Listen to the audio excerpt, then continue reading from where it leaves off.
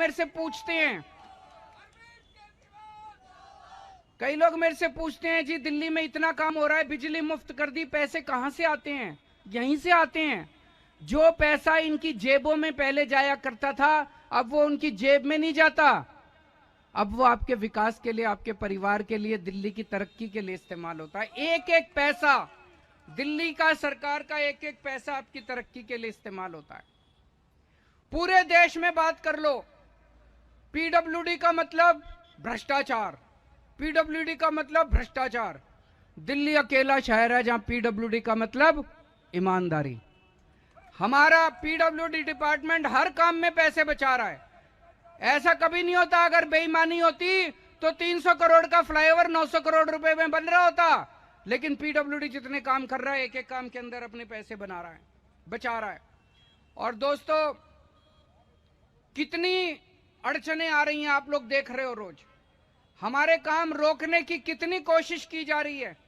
इन सारी अड़चनों के बावजूद हम सारे काम कर रहे हैं। मैंने हमेशा कहा है, ये जितनी अड़चने कर रहे हैं, उन सारे अड़चनों के बावजूद आपके काम नहीं रुकने दूंगा। स्पीड भले कम हो जाए। जैसे पिछले 8 साल में दिल्ली में हमने 530 मोहल्ला क्लिनिक बना दिए। 8 साल में 530 मोहल्ला क्लिनिक बने। पंजाब में हमारी अभी सरकार बनी है, 1.5 साल हुआ है। 1.5 साल में पंजाब में 670 मोहल्ला क्लिनिक बन गए। तो दिल्ली में भी काम तो हुआ, स्पीड स्लो कर दी इन्होंने, है कि नहीं है? लेकिन आपके काम नहीं रुकने दूंगा। जो काम 1.5 साल में पंजाब में हुआ, उसको करने में 8 साल लग गए। अभी कल मैंने एक बस एग्रीगेटर पॉलिसी अनाउंस करी है कि दिल्ली के अंदर शानदार लग्जरी बसेस अब चला करेंगी। तो जो मिडिल क्लास वाले हैं, अमीर लोग हैं, वो अब उन लग्जरी बसेस में जा सकते हैं।